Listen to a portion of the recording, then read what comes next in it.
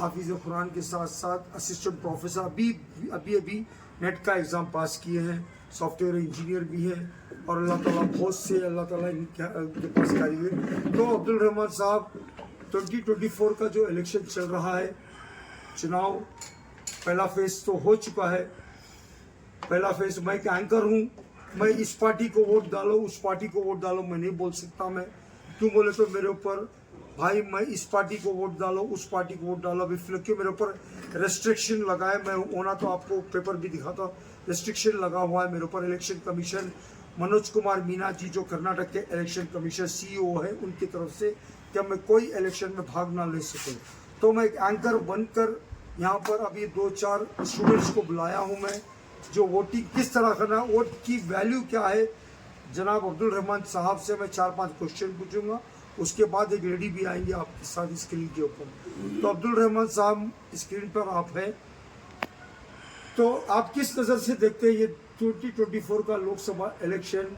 यहाँ पर prime minister Narendra Modi ji भी है, अमित शाह जी भी हैं और उनके इंडिया अलायंस में नीतीश कुमार हैं और बहुत से पार्टियां हैं उनके जो शिवसेना से टूट कर गई है, शिंदे की और एनसीपी से टूट कर गई है अजीत पवार की, और अल्लाह सलामत अपना दल जो यूपी के अंदर है वो सपोर्ट कर रहे।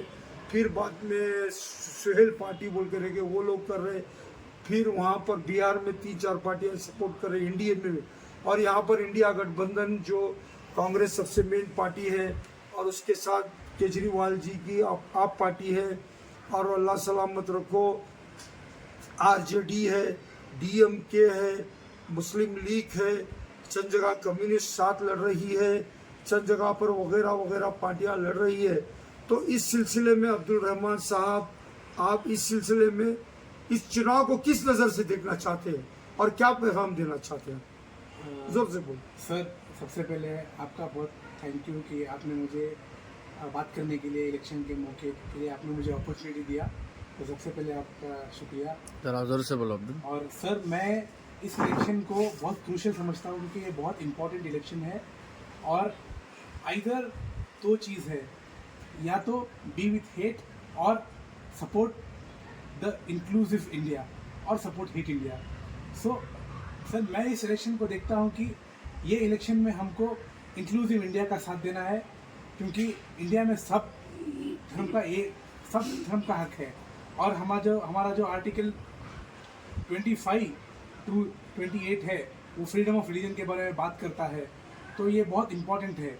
और जो बीजेपी का वाज़े आइडिया है कि अगर वो पावर में आए सर, वो सबसे पहले ये आर्टिकल्स को अटैक करेंगे और आर्टिकल 19 को अटैक करेंगे। बिल्कुल। तो अगर हमें हमारा संविधान और हमारे राइट्स बचाना है तो हमें इंक्लूसिव रहना। हाँ मुझे भी कांग्रेस सर मुझे भी क्रिटिसिज्म है, उससे बहुत क्रिटिसिज्म है, लेकिन किससे?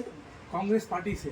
क्यों क्रिटिसिज्म है मुझे? वजह क्योंकि जो कांग्रेस पार्टी की लीडरशिप है उनका कोई नहीं सुनता और उसको बहुत कमज़ोर समझ के लोग छोड़ रहे हैं, उसका साथ नहीं दे रहे हैं। तो इस चीज़ से मुझे बहुत क्रिटिसिज्म, क्योंकि वक्त जो बुरा वक्त होता है उसमें खड़े रहना चाहिए पार्टी के साथ, लेकिन वो नहीं खड़े, तो मुझे क्रिटिसिज्म है। और कुछ कामों पे भी क्रिटिसिज्म है, लेकिन आज की जो तारीख है, आज की जो नज़ाकत है, हम कांग्रेस पार्टी को साथ देना चाहिए। और बात आपने की अरविंद केजरीवाल जी की सर, मैं आम आदमी पार्टी में रह चुका हूँ, मुझे कुछ चीज़ों में से छोड़ना पड़ा, लेकिन अभी के जो करंट सिचुएशन है तो आम आदमी पार्टी को जो दिल्ली वासियों को उन्हें भी वोट देना चाहिए, क्योंकि केजरीवाल जी के साथ जो हुआ सर मेरे ओपिनियन में गलत हुआ। जी सर। लेकिन ऐसे घोटाले प्रूफ के साथ बता रहे ना ये लोग जो है ना गवर्नमेंट और जो ED है CBI जितने भी उनके पास सबूत है ना, उनके पास ये घोटाला हुआ बोल के बोल रहे। तो ये खुलासा आप बताओ आवाम को, पब्लिक। सर ये लिकर पॉलिसी तो एक छोटा घोटाला था सर। आप देख रहे हैं कि अजीत पवार जी जो अभी NCP अजीत पवार बनाए, हाँ। उनमें कितने बड़े बड़े घोटाले थे, लेकिन अभी जब वो NDA के साथ आ गए उनका कोई नहीं नाम लेता सर। जी।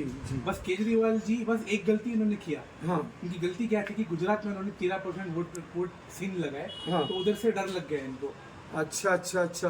जी सर। 13% किनके किनके वोट थे वो? 13% कांग्रेस के ही वोट थे, लेकिन वो 13% कांग्रेस के उनको मिल गए। हाँ। अगर जाते जाते और थोड़े वोट उनको थोड़ा परसेंट बढ़ जाता हाँ। तो प्रिंसिपल ऑपोजिशन पार्टी होती। हाँ और जो केजरीवाल दिल्ली में काम कर रहे हैं, गुजरात की पब्लिक पसंद कर रही है, क्योंकि हाँ। आपने देखा सूरत म्यूनिसिपल इलेक्शंस में हाँ। सेकंड पोजीशन पे आम आदमी हाँ, पार्टी 21 आई। सीट मिली, जी 21 सीट। जी सर। हाँ तो ये मेरे हिसाब से यही मुद्दा है, क्योंकि कोई कांग्रेस के बाद अगर कोई चैलेंज कर रहा है एनडीए को, तो वो केजरीवाल जी कर रहे हैं। कांग्रेस के बाद अगर टक्कर दे रही है बीजेपी को, अगर कांग्रेस के बाद कोई बीजेपी को, मैं पूछ रहा हूँ अब्दुल रहमान साहब, कांग्रेस के बाद आप तो देखो प्रोफेसर हैं, सेंट जोसेफ स्कूल में असिस्टेंट प्रोफेसर है, कांग्रेस के बाद अगर कोई पार्टी टक्कर दे रही तो हिंदुस्तान में कौन सी पार्टी टक्कर दे रही है और किस मुकाम पे है ये लोग? अभी शिबू सोरेन जो एक्स चीफ मिनिस्टर थे, उन्हें भी जेल में डाला गया, तो उनका भी सबूत था, प्रूफ था। ये समझाओ ये क्यों इस वक्त हुआ? सर प्लानिंग तो उनको डालने की 1 साल से चल रही थी।